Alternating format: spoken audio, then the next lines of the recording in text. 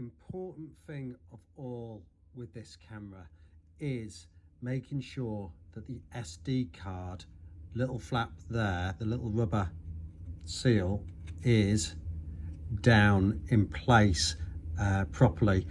Otherwise you'll get water, potential water, going into the side. And this cam, I've put it underwater in a goldfish bowl, and as long as it's sealed it's fine. But because there's a mic here, but there's a membrane that doesn't allow water inside, so you've got no problem with water ingress. But the one thing you have to do is make sure that this little flap is closed.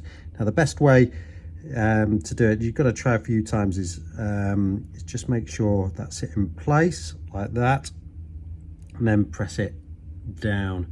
So there's no way, you can't lift it here, but you can lift it just at the end with your nail, just slightly. So just get used to making sure. It can be a bit fiddly, as in putting it down first of all, but you will get the knack eventually. Just make sure it's tucked in at the side there, and you'll see.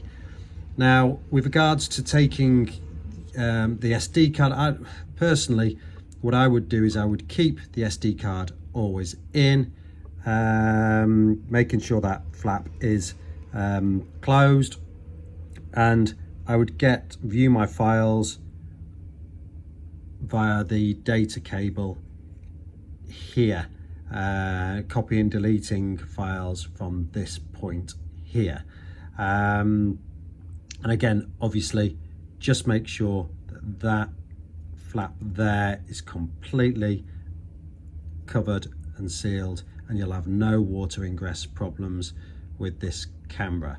And obviously the great thing about this is water tends to go from the top if you haven't got any mud guards in winter. So obviously if it's winter time, I'm hoping that most of you would have mud guards on the back of the bike, but water would go up on the top and then down that way, and there's no SD card port there or charging port. It's underneath and it's on the side, and as long as that's completely flush, then you will have no problems.